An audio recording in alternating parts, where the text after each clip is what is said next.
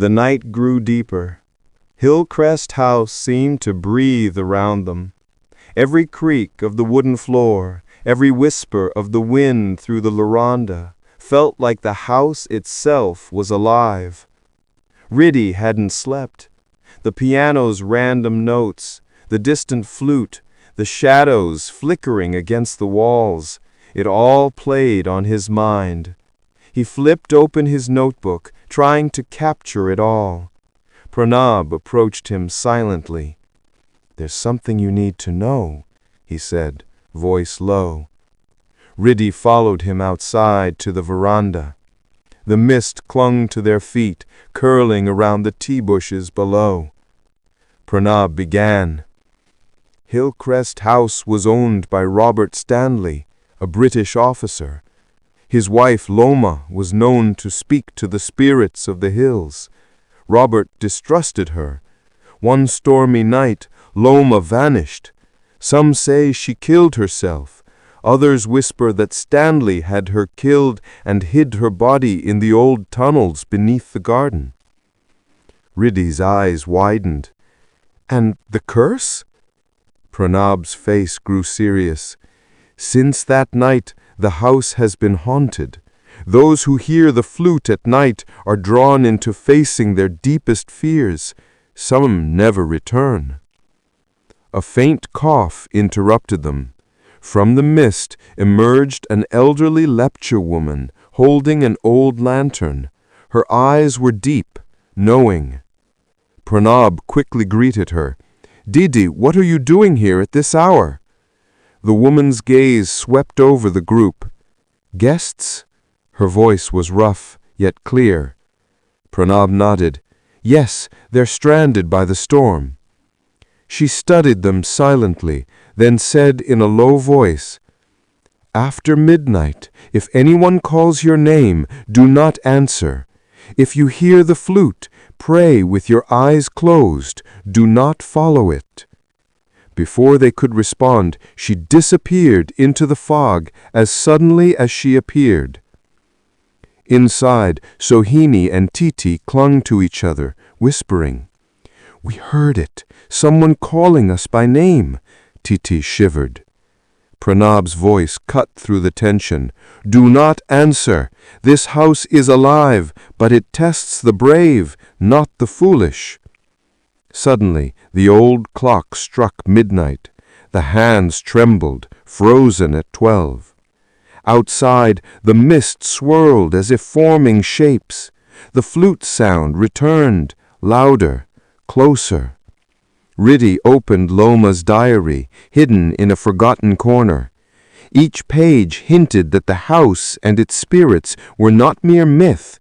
Loma had left messages guiding the brave who could face her wrath. Sohini's camera flashed again, briefly capturing a shadowy face behind the window. Tithi gasped, "It's her! Loma?" Pronab shook his head. "It's not her vengeance yet. It's her warning." The night pressed on.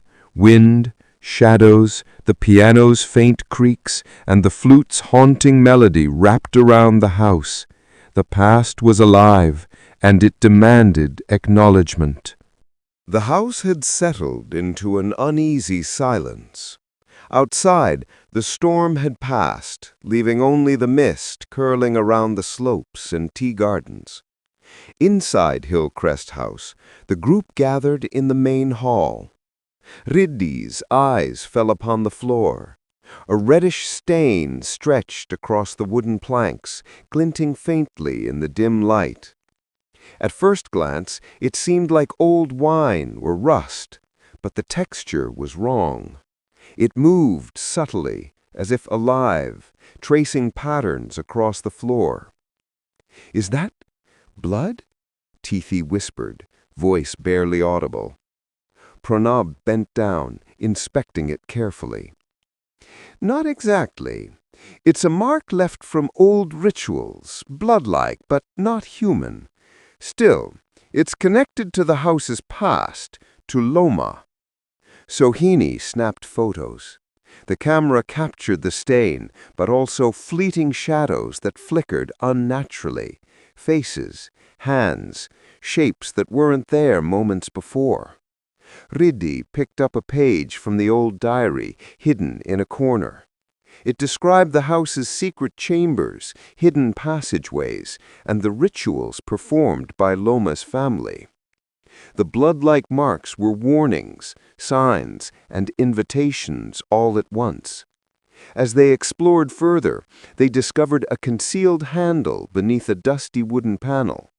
The door revealed a small room, filled with old papers, a broken harp, and more pages of the diary. Riddhi began to read aloud. "If I am lost, the hills will return me. Beware the living who walk unawares, for the flute's call may take them too." Suddenly, the room grew colder. The floorboards creaked. The bloodstain on the main hall floor began to spread, forming patterns that pointed toward the hidden room. Sohini lifted her camera, capturing the eerie growth, but the camera screen flickered. Nothing visible, yet a face sometimes appeared for a split second. Riddhi clutched Riddhi's arm. "It's moving. It wants us to see something." Pronab nodded gravely. "This is Loma's message. The house is alive with her past, her memory, and her warning. It's testing us." Outside, the flute's melody returned, louder, echoing through the empty halls. The walls seemed to pulse in rhythm with it. Riddhi turned a page from the diary and froze.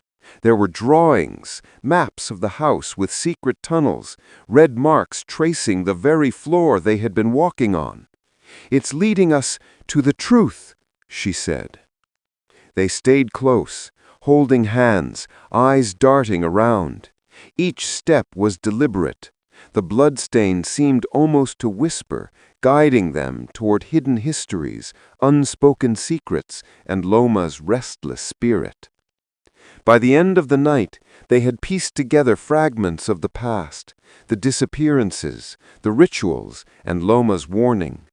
The bloodstain was more than a mark. It was a bridge between the living and the past, a trace of memory demanding to be acknowledged. Pronab finally spoke. "Tonight we have glimpsed her story, but the test is not over. Her presence is still here, in the air, in the mist, in the notes of her flute." The house was silent now, but the tension lingered. Every shadow seemed alive, every gust of wind a whisper of warning. The bloodstain had shown them the depths of Hill Crest House, and they understood. They had only scratched the surface.